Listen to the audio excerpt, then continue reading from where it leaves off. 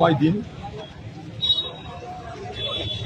আপনাদের অফিসে আপনাদের আমরা জানি, কিন্তু আপনাদের অফিস যেহেতু তৃণমূলের এক নেতা বা এখনকার যিনি এমপি তার দখলে ছিল বলে আমাদের কাছে অভিযোগ, তার জন্য আমরা আপনাদেরকে ঢুকতে দিতে পারছি না।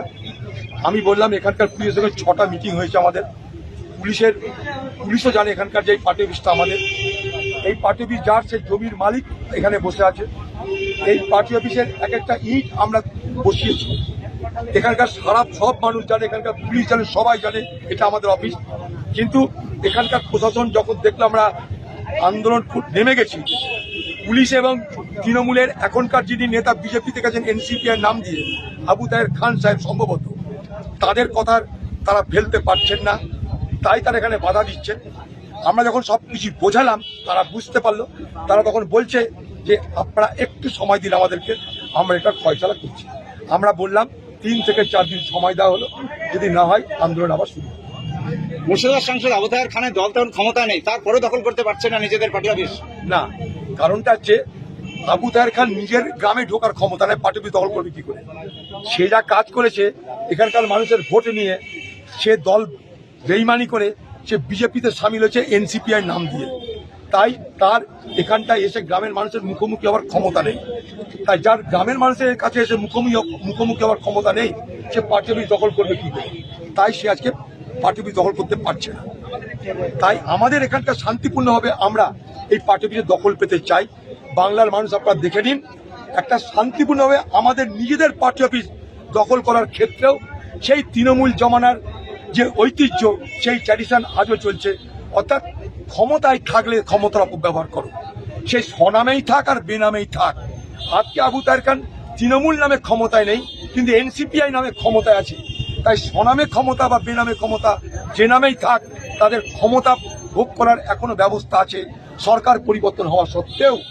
তাই আজকে এখানটায় আমি যদি আরো বেশি এখানটায় প্রতিরোধ করতাম, হয়তো এখানটায় আরো বড় কোনো রক্তপাতের ঘটনা ঘটতো। তাই তাদের প্রশাসনের উপর কর্তা যখন আমাকে বললেন 3-4 দিন আমাদের সময় দিন, তখন আমার মনে হলো 3-4 দিন বড় কথা নয়, এখানে যখন ঢুকতে আমরা পারছিলামই না, তখন এতটা যখন এসে পৌঁছেছি, আগামী দিনে পার্টি অফিসে ঢুকবো। যদি কোনো রকম বাধা পাই 3 থেকে 4 দিন পর আবার সেখানটায় আমরা আমাদের আন্দোলন শুরু করি। পুলিশ আপনাদের কর্মীদের উপর লাঠিচার্জ করেছে এমন একটা খবর এসেছে। পুলিশ আমাদের কর্মীকে লাঠিচার্জ করার চেষ্টা করেছিল, একটা কর্মী মাথা ফেটেছে। এখানকার পুলিশকে বলা হলো, সে বললো যে আমরা ভিডিও দেখান, যদি হয় এরকম আমরা অ্যাকশন নেব পুলিশের উপর। আপনাদের কর্মী একজন ভিতরে আটকে পড়েছে, সেটা কি করলেন? সেটা আমরা ছাড়ি।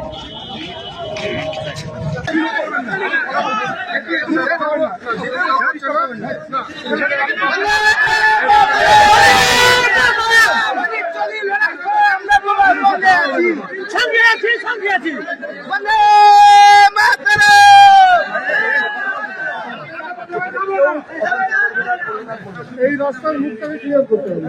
এই রাস্তার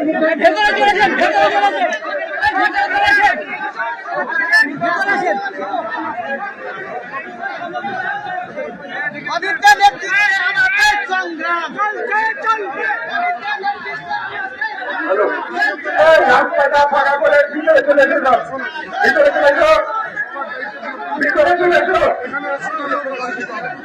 ভিতরে চলে আসো, যারা রাস্তা আছে ভিতরে চলে আসেন।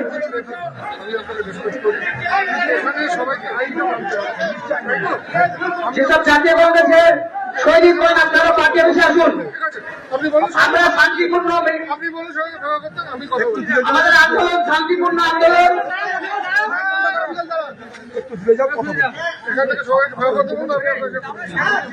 কেন মিথ্যা কথা বলছেন? কিন্তু এটা বলবেন না, আপনাদের সঙ্গে আমাদের কোনো দুশ্মনী নেই। অমিত বাবু আমরা আমাদের অধিকার চাই। একটা অফিসার, অমিত বাবুর গায়ে কেউ, পুলিশের গায়ে কেউ অসম্ভব, সব ভিডিও করা আছে।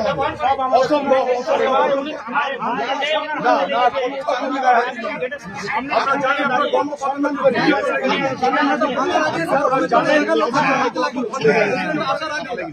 আমরা কেন মারামারি করতে আসেনি, আমরা নিজেদের পার্টি অফিস নিতে এসেছি। না না, আপনারা করছেন, আমরা করিনি। আপনারা নিজেরা বলুন।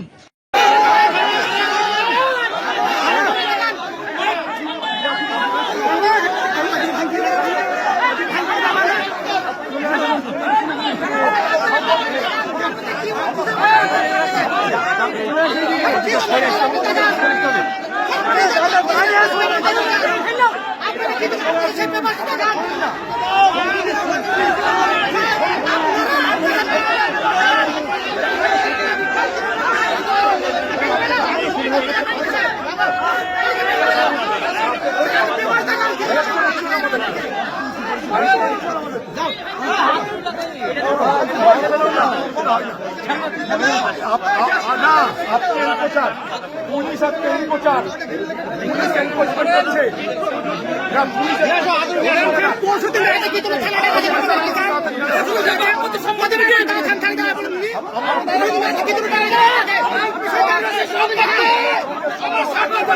আপনারা কোঅপারেট করছেন না, আমরা অপমান করতে পারবো না।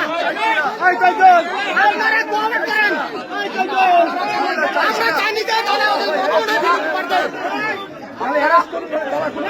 আপনারা সবার ডেকে সবাই গেছি, পরশুদিন রাতে গেছি, আপনি কেন খুঁজতে পারবেন না?